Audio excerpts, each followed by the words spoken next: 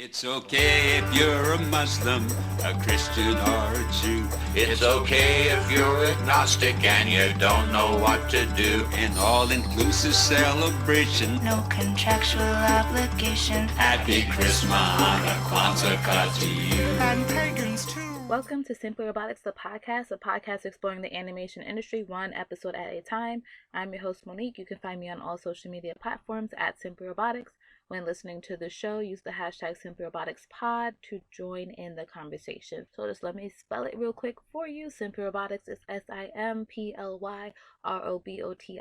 Welcome back. We are now on day 5 of Christmas Hanukkah Kwanzaa. Now we are going to be talking about today. This is going to be a little bit of a struggle, just to keep it real and let you know. We're going to be talking about the 2017 All I Want for Christmas Is You animated holiday feature film. So you remember how I said I watched I watched Arthur Christmas on Amazon Prime? Like, that was the confusion. I watched Arthur Christmas. I said I fixed this in the episode notes, but I watched Arthur Christmas actually through the Freeform app, and you have to use a cable service provider login, and then you can watch it for free via Freeform. So I forgot to mention that with the 8 Crazy Nights episode. However, All I Want for Christmas Is You is currently free if you have Amazon Prime, and you can watch it through Prime Video. This film was directed by Guy Vasilovic.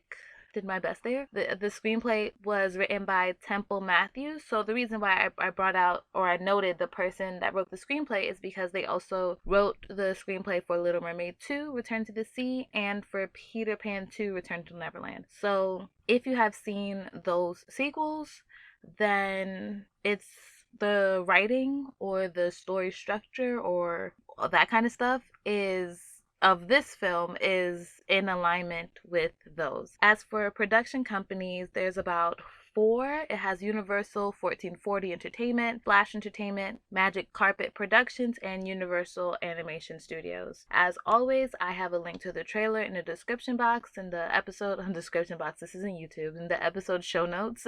So if you want to pause this episode, which I kind of think you should do, as I always do, click on the trailer. If you don't want to watch the whole trailer, that's fine. It's a minute and like 36 seconds, but just to at least see a couple seconds and see what it looks like, because I'm going to be talking about those things, you may want to do so.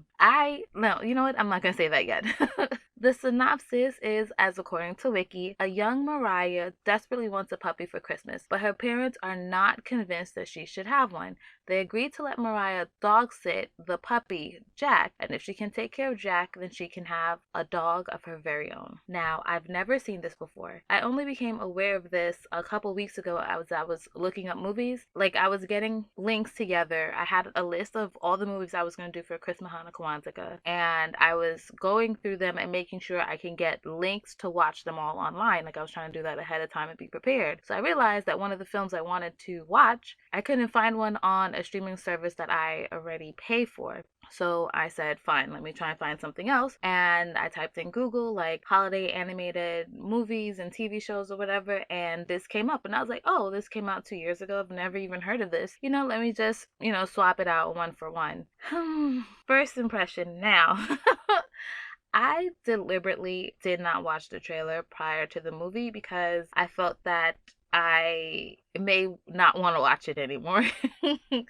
So I still didn't even watch the trailer after I watched it too. I should have done that. And my current impression is that after watching the film, I knew I made the right decision by skipping the trailer, because I didn't have time to decide that I'm not watching this anymore because I don't like the trailer and try and figure out what movie I can watch. Like I said, I prepped in advance and made sure I had links to watch everything, and I knew which platform things were going to be on. So I pushed through. As far as this holding up, I can see, like, to be completely honest, very small kids really getting a kick out of this. I think that anyone over the age of 7 will probably either turn this off, watch something else, or just completely, like, remove themselves from the room, or, like, quit the app, whatever. They're just not gonna watch this through. I think if you are 7 is like second grade, you may just kind of be over this type of thing. The characters are I should say older Mariah, because I know Mariah Carey is very sensitive, or relatively sensitive about her age. So like older Mariah. This is the narrator voiced by Mariah Carey. There is Mariah, who is the child character in the film. She's like a perfect student, the perfect child, the all around like good girl, the good daughter, the great granddaughter.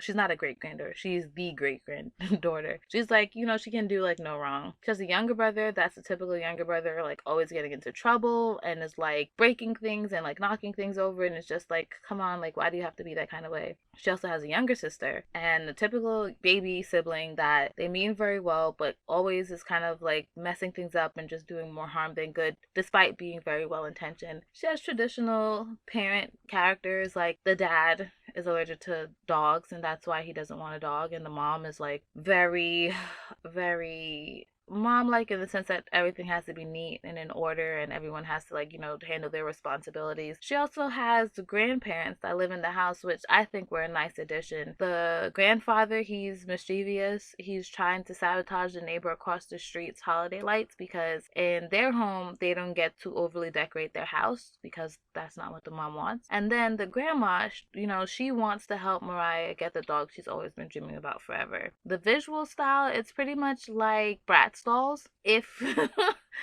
I mean, you just know what Bratz dolls are, but if you've ever seen, did they have a TV show? Was it just like specials? Regardless of the fact, if you've ever seen any animated anything of the Bratz dolls, even in the commercials, that's really what this film looks like, but less, like a lot less glam and sparkle, but we're still talking about Mariah Carey. Animation style, it reminds me of a low mid-budget straight to TV or DVD production. Bratz dolls was pretty comparable, I would say, in terms of animation style. You could also think of shows like Paw Patrol, I think Mickey's Clubhouse, and the Barbie specials that used to come on Nickelodeon, like, dang, now, like 10 years ago. It's just that kind of animation style. It's not really great. It's functional. There's some things that are, yeah, that just could be better, but, you know, that's not the intention. Storytelling. This is going to be another short episode. Truth be told, I thought this was pretty boring. The film is 91 minutes and it dragged. Oh my gosh, it dragged so much. I thought sitting through Angela's Christmas was going to be rough. I mean, it was rough. It just was a rough experience. And here comes All I Want for Christmas Is You being 91 minutes and just as rough as an experience. After 20 minutes, I was like, okay, wait, we can start wrapping this up. Like, I get it. Wrap this up. And then I realized I still had a whole nother like 70 more minutes to get through this. And I was just like, this can't be life. I really feel like this film could have been done in 30 minutes. Like, this whole thing just could have been done in 30 minutes. It maybe even 45. You have, okay, Mariah Carey. I don't think y'all are gonna watch this, so I'm gonna kind of spoil it. And if you are gonna watch this, then just skip through like 3 minutes. Mariah Carey wants a dog. Her dad gets her a rambunctious puppy and is like, if you can take care of this puppy for a week, you can get the actual puppy that you want. And so for again, for majority of the film, let's say you have about 15 minutes of the film without this rambunctious dog, and then you have like 15 minutes towards the end without the rambunctious dog. That still leaves you with about an hour of the dog just complicating Mariah's life, and that's just not necessary. We didn't need an hour to show us just how much this dog was like ruining her life. And I think that's where the storytelling should have been a lot tighter. That could have just been a 20-minute like arc. Dog's horrible. Look how and you go up the hill, and at the top of the hill's climax, the dog is like doing so much damage to her life, and then come back down. And seeing how either the dog is like well trained now, or that everyone just learns to blend together, or some sort of resolution. And this just could have happened in 30 minutes to 45 minutes.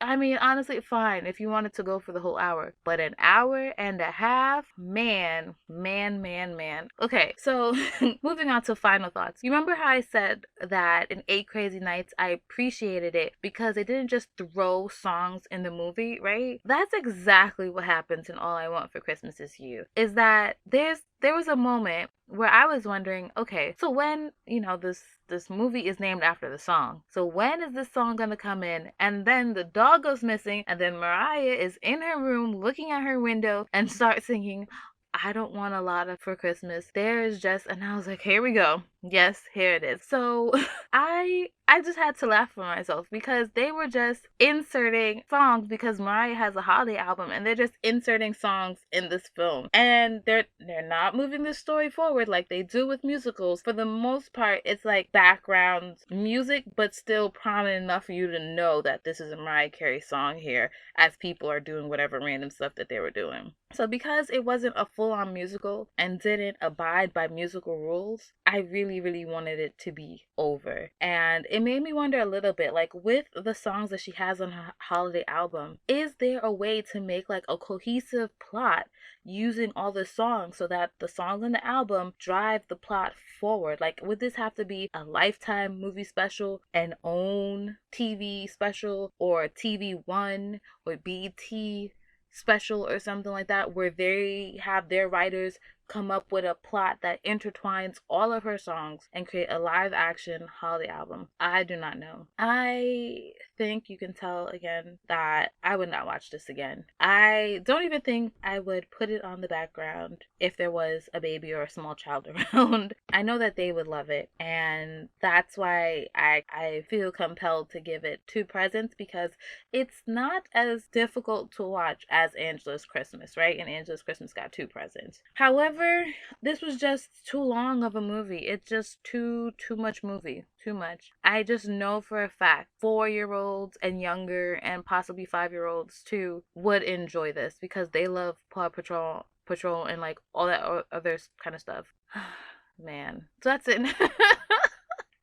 That's the episode. That is the episode. Go watch the trailer if you haven't yet. And hit me up on Instagram and Twitter, or use the hashtag SimperBoxPod, and let me know if just by watching the trailer, if you're interested in this, why or why not. And I actually can't wait to talk about tomorrow's movie. Tomorrow's movie is going to be different, okay? It's one that we all know and we are reminded of every year. And that's all I'm going to say, because I said that I wasn't going to talk about the films.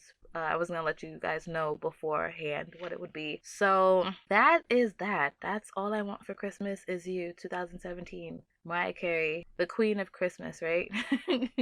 Bye. Happy Christmas, Kwanzaa to you.